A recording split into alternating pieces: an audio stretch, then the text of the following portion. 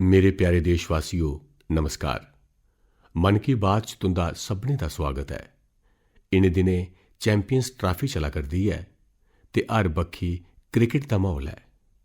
Cricket च शतक दा रोमांच केह् होंदा है एह् ते अस सब्भै खरी चाल्ली जानने आं, पर अज्ज मैं तुंदे सभनें कन्नै क्रिकेट नहीं सगुआं भारत ने अंतरिक्ष च जेह्ड़ा शानदार शतक बनाया है ओह्दी गल्ल करने आह्ला। पिछले म्हीने देश इसरो दे सौम्य राकेट दी लांचिंग दे गवाह बने न। एह् छड़ा इक नंबर नहीं है, सगुआं एह्दे नै अंतरिक्ष विज्ञान च नित नमीं ऊंचाइयें गी छूह्ने दे साढ़े धैर्य दा बी पता लगदा है। साढ़ी अंतरिक्ष यात्रा दी शुरुआत बड़े गै सामान्य ढंगै कन्नै होई ही। एह्दे च हर गैं पर चुनौतियां हियां, पर साढ़े वैज्ञानिक जित्त हासल करदे होई अग्गें बधदे गै गे। समें दे कन्नै अंतरिक्ष दी इस दुआरी च साढ़ी कामयाबियें दी सूची मती लम्मी होंदी चली गेई। लांच व्हीकल दा निर्माण होऐ, चंद्रयान दी कामयाबी होऐ, मंगलयान होऐ, आदित्य L1 जां फ्ही इक गै राकेट दे राहें इक्कै बारी च 104 सैटेलाइटें गी अंतरिक्ष च भेजने दा ऐतिहासिक मिशन होऐ, इसरो दी कामयाबियें दा दायरा बड़ा बड्डा रेहा है। पिछले 10 ब'रें च गै तकरीबन 460 सैटेलाइट लांच कीते गए न ते एह्दे च दूए देशें दे बी बड़े सारे सैटेलाइट शामल न। हाल दे ब'रें दी इक बड्डी गल्ल इब्बी रेही है जे अंतरिक्ष खेतर दे साइंसदानें दी साढ़ी टीम च नारी शक्ति दी भागीदारी लगातार बधै करदी है। मिगी एह् दिक्खियै बी बड़ी खुशी होंदी है जे अज्ज अंतरिक्ष दा खेतर साढ़े युवाएं लेई बड़ा मनपसंद बनी गेआ है। किश ब'रे पैह्ले तक्कर कु'न्नै सोचेआ होग जे इस खेतर च स्टार्टअप ते निजी खेतर दियें अंतरिक्ष कंपनियें दी गिनतरी सैंकड़ें च होई जाग। साढ़े जेह्ड़े युवा जीवन च किश रोमांचक ते दिलचस्प करना चांह्दे न उंदे लेई अंतरिक्ष दा खेतर इक बेहतरीन विकल्प बनै करदा है। साथियो, औने आह्ले किश गै दिनें च अस नेशनल साइंस डे मनान जा करने आं। साढ़े बच्चें दी, युवाएं दी विज्ञान च दिलचस्पी ते जज्बा बड़ा मायने रखदा है। इसी लेइयै मेरे कोल इक विचार है जिसी तुस one day as a scientist आखी सकदे हो, यानी तुस अपना इक ध्याड़ा इक वैज्ञानिक दे रूपै च, इक साइंसदान दे रूपै च बताइयै दिक्खो। तुस अपनी सुविधा मुजब अपनी मर्जी मताबक कोई बी दिन चुनी सकदे हो। उस दिन तुस कुसै शोध लैबार्टरी, प्लैनेटोरियम जां फ्ही अंतरिक्ष केंद्र जनेही थाह्रें पर पक्क गै जाओ। एह्दे कन्नै विज्ञान गी लेइयै तुंदी जिज्ञासा होर बधोग। अंतरिक्ष ते विज्ञान आह्ला लेखा इक होर खेतर है जेह्दे च भारत तेजी कन्नै अपनी मजबूत पन्छान बना करदा है। एह् खेतर है AI यानी आर्टिफिशियल इंटैलीजेंस। हाल च गै मैं AI दे इक बड्डे सम्मेलन च हिस्सा लैने लेई पेरिस गेदा हा। उत्थैं दुनिया ने इस खेतर च भारत दी तरक्की दी बड़ी मती सराह्ना कीती। साढ़े देशै दे लोक अज्ज AI दा इस्तेमाल किस किस चाल्ली कन्नै करा करदे न एह्दी मिसाल भी असेंगी दिक्खने गी मिलै करदी है। हून जि'यां तेलंगाना च आदिलाबाद दे सरकारी स्कूल दे इक टीचर थोडासम कैलाश जी न। डिजिटल गीत संगीत च उंदी दिलचस्पी साढ़ी केईं जनजाति भाशाएं गी बचाने च बड़ा महत्वपूर्ण कम्म करा करदी है। उ'नें AI टूल्स दी मदाद कन्नै कोलामी भाशा च गाना त्यार करियै कमाल करी दित्ता है। ओह् AI दा इस्तेमाल कोलामी दे अलावा भी केईं होर भाशाएं च गीत त्यार करने लेई करा करदे न। सोशल मीडिया पर उंदे ट्रैक साढ़े आदिवासी भ्राएं भैनें गी बड़े पसंद आवा करदे न। अंतरिक्ष दा खेतर होऐ जां फ्ही AI, साढ़े युवाएं दी बधदी भागीदारी इक नमीं क्रांति गी जन्म देआ करदी है। नमीं नमीं तकनीकें गी अपनाने ते आजमाने च भारत दे लोक कुसै कोला पिच्छे नेईं हैन। मेरे प्यारे देशवासियो, अगले म्हीने 8 मार्च गी अंतर्राष्ट्री महिला दिवस है। एह् साढ़ी नारी शक्ति गी नमन करने दा इक खास मौका होंदा है। देवी महात्म्य च आख्या गया है, विद्या समस्ता तव देवी भेदा स्त्रिया समस्ता सकला जगत्सु, यानी सब्भै विद्या देवी दे गै बक्ख-बक्ख स्वरूपें दी अभिव्यक्ति न ते जगत दी समस्त नारी शक्ति च भी उंदा गै प्रतिरूप है। साढ़ी संस्कृति च धियें दा सम्मान सभनें शा उप्पर रेहा है। देशै दी मातृशक्ति ने साढ़े स्वतंत्रता संग्राम ते संविधान दे निर्माण च भी बड्डी भूमिका निभाई है। संविधान सभा च साढ़ा राष्ट्रीय झंडा पेश करदे होई हंसा मेहता जी होरें जो आख्या हा, मैं उंदी गै आवाज़ै च तुंदे सभनें दे कन्नै सांझा करा करना। It is in the fitness of things that this first flag that will fly over this august house should be a gift from the women of India. We have donned the saffron color. We have fought, suffered and sacrificed in the cause of our country's freedom. We have today attained our goal. In presenting this symbol of our freedom, we once more offer our services to the nation. We pledge ourselves to work for a great India, for building up a nation that will be a nation among nations. We pledge ourselves for working for a greater cause, to maintain the freedom that we have achieved. साथियों, हंसा मेहता जी होरें साढ़े राष्ट्रीय झंडे दे निर्माण थमां लेइयै उहदे लेई बलिदान देने आह्ली देश भरै दी महिलाएं दे योगदान गी सामनै रक्खेआ हा। उंदा मन्नना हा जे साढ़े तिरंगे च केसरिया रंग कन्नै भी एह् भावना उजागर हुंदी ऐ। उनें विश्वास जताया हा जे साढ़ी नारी शक्ति भारत गी सशक्त ते समृद्ध बनाने च अपना बड़मुल्ला योगदान देग। अज्ज उंदियां गल्लां सच साबत होआ करदियां न। तुस कुसै भी खेतर पर नज़र पाओ तां दिखगे जे महिलाएं दा योगदान किन्ना व्यापक है। साथियों, इस बारी महिला दिवस पर मैं एक ऐसी पहल करने की जा रहा जेड़ी साड़ी नारी शक्ति गी समर्पित होग। इस खास मौके पर मैं अपने सोशल मीडिया अकाउंट्स जियां एक्स, इंस्टाग्राम दे अकाउंट्स उनेंगी देसै दी किश प्रेरणादायी महिलाएं गी इक दिनै लेई सौंपन जा करना। ऐसी महिला जिनें बक्ख-बक्ख खेत्तरें च उपलब्धियां हासल कीतियां न, इनोवेशन कीता है, बक्ख-बक्ख खेत्तरें च अपनी इक बक्खरी पंछान बनाई है। 8 मार्च गी ओह् अपने कम्में ते अनुभवें गी देशवासियों दे कन्नै सांझा करङन। मंच भावें गै मेरा होग, पर उत्थै उंदे अनुभव, उंदी चुनौतियां ते उंदी उपलब्धियें दी गल्ल होग।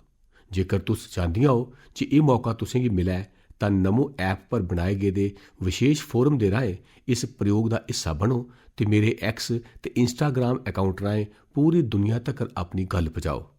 तां आओ इस बारी महिला दिवस पर अस सब्भै मिलियै अदम्य नारी शक्ति दा जश्न मनाचै, सम्मान करचै, नमन करचै।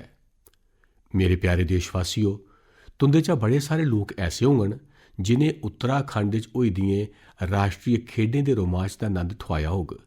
देश भरै दे 11,000 शा मते एथलीटें एह्दे च शानदार प्रदर्शन कीता। इस आयोजन ने देवभूमि दे नमें स्वरूप गी पेश कीता। उत्तराखंड हून देशै च मजबूत खेड बल दे रूप च भी उभरै करदा है। उत्तराखंड दे खिडारियें भी शानदार प्रदर्शन कीता। इस बारी उत्तराखंड 7वीं थाह्रै पर रेहा। इ'यै ते खेडें दी ताकत है जेह्ड़ी लोकें ते समुदायें दे कन्नै कन्नै पूरे राज्य दा कायाकल्प करी दिंदी ऐ। एह्दे नै जित्थै औने आह्ली पीढ़ियां प्रेरित होंदियां न, उत्थै गै उत्कृष्टता दी संस्कृति गी भी बढ़ावा मिलदा है। साथियो, अज्ज देश भरै च इनें खेडें दे किश यादगार प्रदर्शनें दी बड़ी मती चर्चा है। इनें खेडें च सभनें शा मते सुन्ने दे तगमे जित्तने आह्ली सर्विसेज दी टीम गी मेरी मती मती बधाई। राष्ट्रीय खेडें च हिस्सा लैने आह्ले हर खिडारी दी भी मैं सराहना करना। साढ़े बड़े सारे खिडारी खेलो इंडिया अभियान दी देन न। हिमाचल प्रदेश दे सावन बरवाल, महाराष्ट्र दे किरण मात्रे, तेजस शिरसे जां आंध्र प्रदेश दी ज्योति याराजी सभनें देशै गी नमियां मेदां दित्तियां न।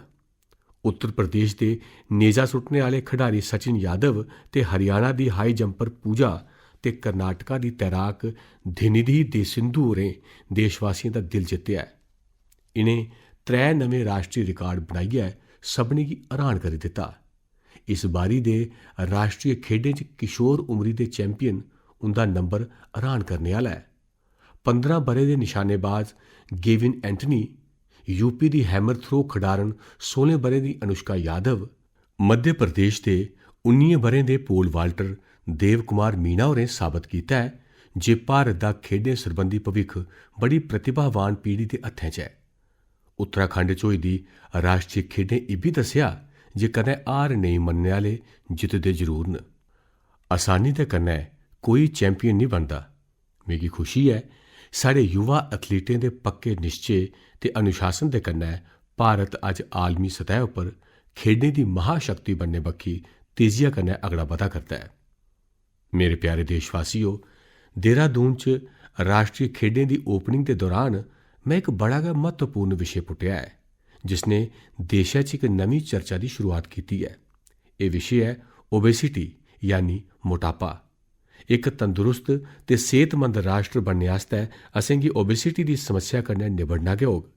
एक शोध के मुताबक अज हर 8 चा एक व्यक्ति मोटापे की समस्या करी परेशान है। पिछले ब'रें च मोटापे के मामले दूने होई गए न, पर एह्दे शा भी मती चिंता की गल यह है जे बच्चें च भी मोटापे की समस्या 4 गुणा वधी गई है।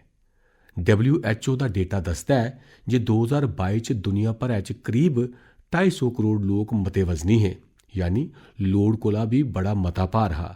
ये आंकड़े बड़े गंभीर न ते असें सभनें गी सोचने लिए मजबूर करदे न जे आखिर ऐसा की हुआ करदा है। मता वजन जां मोटापा कई चाल्ली दियां परेशानियें गी, बमारियें गी भी जन्म दिंदा है। अस सब्भै मिलियै निक्के निक्के जतनें कन्नै इस चुनौती कन्नै निबड़ी सकने आं। जियां एक तरीका मैं सुझाया हा, खाने दे तेल च 10% की कमी करना। तुस तय करी लाओ जे हर महीने 10% घट तेल इस्तेमाल करगे। तुस तय करी सकते हो जे जेड़ा तेल खाने लिए खरीदिया जाता है, खरीदते बेल्लै गै हुण 10% घट गै खरीदगे। ये मोटापा घट करने की दिशा च एक अहम गैं होग। मैं अज मन की बात च इस विषय पर किश खास संदेश भी तुंदे कन्नै सांझे करना चाहना।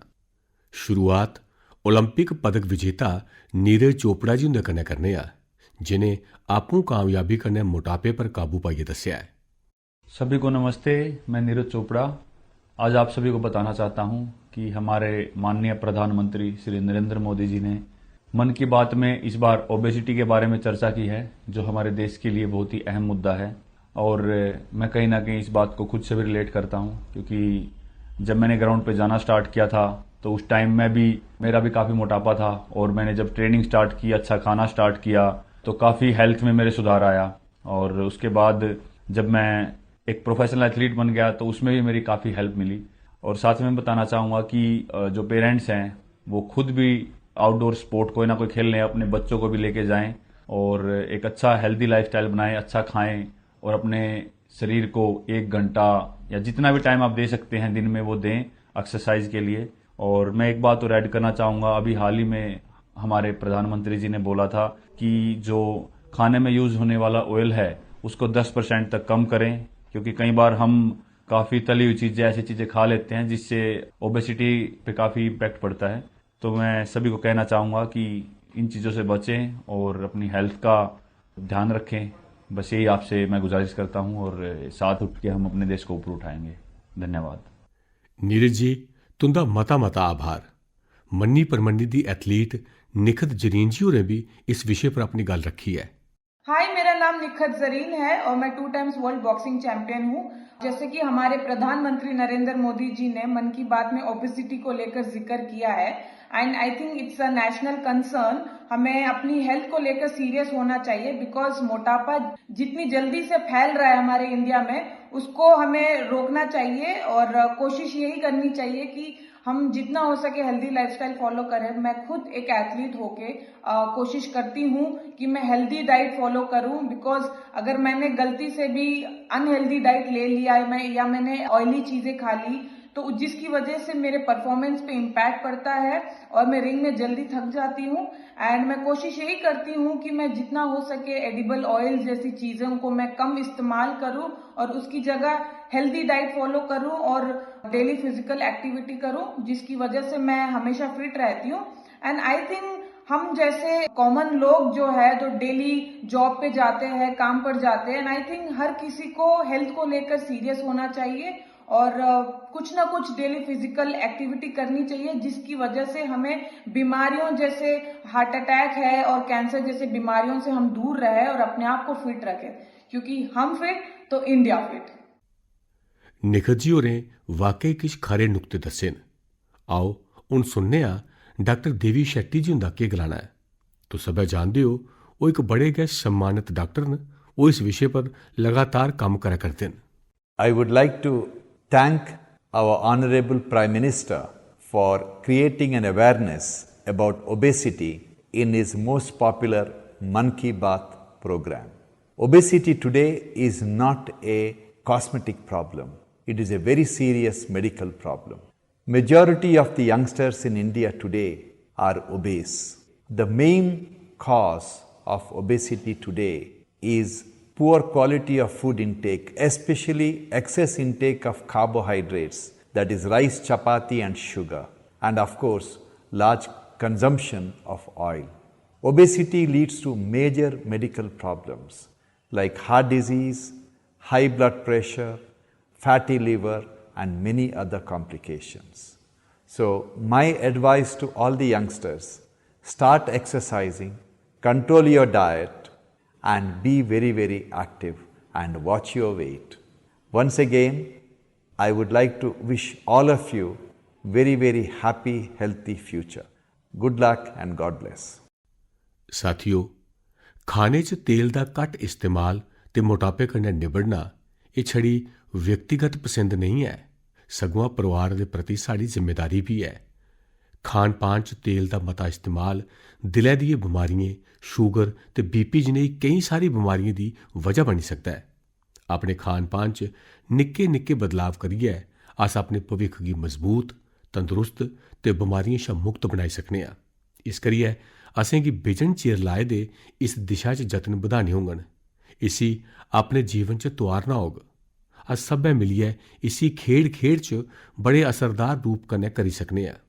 जियां मैं अज मन की बात दे इस एपीसोड दे बाद 10 लोकें गी आग्रह करगा, चुनौती देगा जे क्या ओह् अपने खाने च तेल गी 10% घट करी सकदे न, ते कन्नै गै उनेंगी एह् बिनती भी करगा जे ओह् अग्गै नमें 10 लोकें गी ऐसी गै चुनौती देन।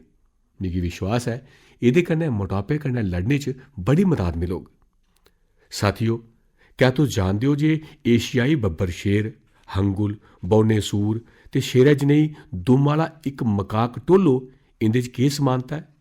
एह्दा जवाब है जे एह् सब्भै दुनिया च कुतै होर नेईं पाए जंदे न, छड़े साढ़े देसै च गै पाए जंदे न। वाकई साढ़े इत्थै बनस्पति ते जीवें जैंतुएं दा इक बड़ा गै वाइब्रेंट इकोसिस्टम है ते एह् वन्य जीव साढ़े इतिहास ते संस्कृति च रचे पचे दे न। केईं जी जैंतु साढ़े देवी देवताएं दी सुआरी दे तौरा पर भी दिक्खे जंदे न। मध्य भारत च केईं जनजातियां बाघेश्वर हुंदी पूजा करदियां न। महाराष्ट्र च वाघोबा दे पूजन दी परंपरा रही है। भगवान अयप्पा हुंदा भी बाघ कन्नै बड़ा गैह्रा नाता है। सुंदरवन च बोन बीबी हुंदी पूजा अर्चना हुंदी है, जिंदी सुआरी बाघ है। साढ़े इत्थै कर्नाटका दे हुलीवेशा, तमिलनाडु दे पुली ते केरल दे पुलिकली जनेही केईं सांस्कृतिक नाच न जेह्ड़े कुदरत ते वन्य जीवन दे कन्नै जुड़े दे न। मैं अपने आदिवासी भ्राएं भैनें दा भी बड़ा आभार करंग कि जे ओह् वन्य जीव संरक्षण कन्नै जुड़े दे कम्में च बधी चढ़ियै भागीदारी करदे न। कर्नाटका दे BRT टाइगर रिजर्व च बाघें दी आबादी च लगातार बाद्धा होआ है। एह्दा बड़ा मता श्रेय सोलिगा ट्राइब्स गी जंदा है, जेह्ड़े बाघ दी पूजा करदे न। इंदे करी इस खेतर च मनुक्ख ते जंगली जनौरें बश्कार टाकरे ना दे बराबर होंदे न। गुजरात च भी लोकें गिर च एशियाई बब्बर शेरें दी सुरक्षा ते संरक्षण च महत्वपूर्ण योगदान दित्ता है। उनें दुनिया गी दस्सी दित्ता है जे कुदरत दे कन्नै रली मिलियै रौह्ना आखर केह् होंदा है। साथियों, इनें जतनें दे कारण गै पिछले केईं ब'रें च बाघ, तेंदुए, एशियाई बब्बर शेरें, गैंडें ते बारासिंगें दी आबादी तेजी कन्नै बधी ऐ ते भारत च वन्य जीवें दी बन्न सबन्नता किन्नी खूबसूरत है, एह् बी गौर करने जोग है। एशियाई बब्बर शेर देशै दे पच्छमी हिस्से च पाए जंदे न, जदकि टाइगर दा खेतर है पूर्वी, मध्य ते दक्खनी भारत। उत्थैं गै गैंडे पूर्वोत्तर च मिलदे न। भारत दा हर हिस्सा ना छड़ा कुदरत लेई संवेदनशील है, सगुआं वन्य जीवन दी राखी हिफाजत लेई भी वचनबद्ध है। मिगी अनुराधा राव जी हुंदे बारे च दस्सेआ गेआ है, जिंदी केईं पीढ़ियें दा सरबंध अंडेमान निकोबार टापू कन्नै रेहा है। अनुराधा जी होरें लौह्की उमरी च गै जनौरें दे कल्याण लेई अपने आपै गी समर्पित करी दित्ता हा। 3 दहाके थमां उ'नें हिरन ते मोर दी राखी गी अपना मिशन बनाया। इत्थूं दे लोक ते उ'नें गी डियर वुमन दे नां कन्नै बुलांदे न। अगले म्हीने दी शुरुआत च अस वर्ल्ड वाइल्ड लाइफ डे मनागे। मेरा आग्रह है जे तुस वन्य जीवन दी राखी हिफाजत कन्नै जुड़े दे लोकें दा हौसला पक्क गै बधाओ।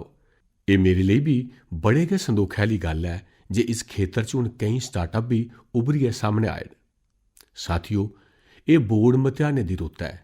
मैं अपने युवा साथियें यानी एग्जाम वारियर्स गी उंदे मतेहानें लेई मतियां शुभकामना दिन्ना। तुस बिजन कोई तनाऽ लैते दे पूरे सकारात्मक जज्बे दे कन्नै अपने मतेहान देओ।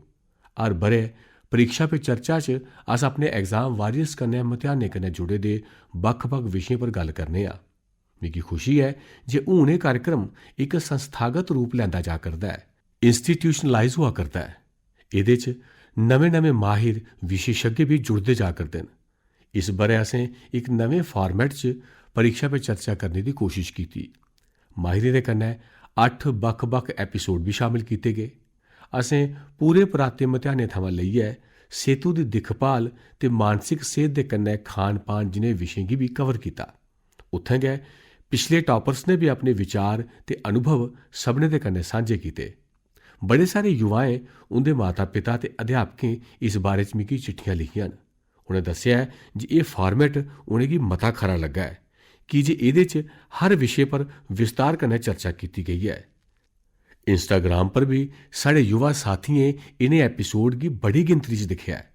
तुंदे चा बड़े सारे लोकें गी इस कार्यक्रम दा आयोजन दिल्ली दी सुंदर नर्सरी च कीता जाना एह् भी मता पसंद आया है। साढ़े जेह्ड़े युवा साथी परीक्षा पे चर्चा दे इनें एपिसोड गी हुनै धोड़ी नेईं दिक्खी सके न, ओह् इनेंगी पक्क गै दिक्खन। एह् सारे एपिसोड नमो ऐप पर रखे गेदे न। इक बारी फ्ही अपने एग्जाम वारियर्स गी मेरा इ'यै संदेश है, खुश रवो ते तनाऽ मुक्त रवो। मेरे प्यारे साथियो, मन की इस बात च इस बारी मेरे कन्नै इन्ना गै। अगले म्हीनै फ्ही नमें विशें दे कन्नै अस मिलियै मन की बात करगे। तुस मिगी अपनी चिट्ठियां, अपने संदेश भेजदे रवो। सेहतमंद रवो, नंद च रवो। मता धन्नवाद। नमस्कार।